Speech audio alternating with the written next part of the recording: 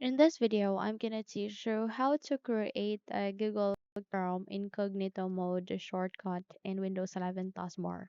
So without any further ado, let's begin. Now first things first, we need to navigate at the button search bar here and type for Chrome. Once you've typed it, wait until a best match would appear in this window before we continue. Once it's here, please click on this down arrow key so that you will be able to expand or reveal a list of the options. So by here, click on the open file location and eventually you would be redirected to the location where our Google Chrome is being placed to or saved to. So the next step that you need to do is you need to make a right click and from here click on this copy icon. Once you've copied it, close the window. Please make a right click here at the desktop and go with the spaced icon.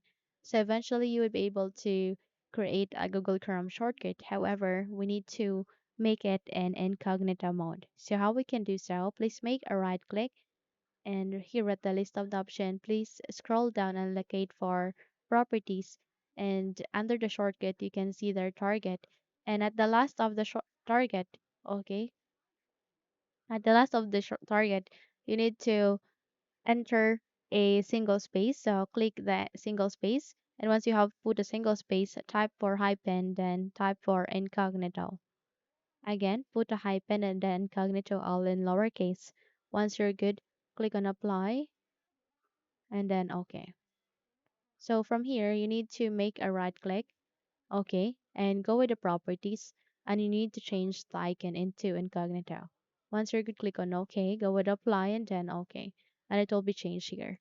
So in order to pin it to the taskbar, all you need to do is you need to make a right click, OK, and from here, go with the show more options and click on the option where you can see the pin to taskbar.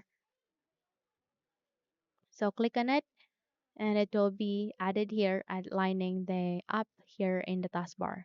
So if you will double tap to it, you can see that the Google Chrome is now in incognito mode. Wait for some time.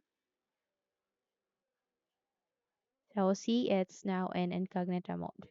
So by that you can now close the window and you're good to go. So if you think this video helped you a lot, then please don't forget to subscribe. Hit the like button as well as the bell icon to be updated for more tutorials like this. Thank you for watching this video and have a good day everyone.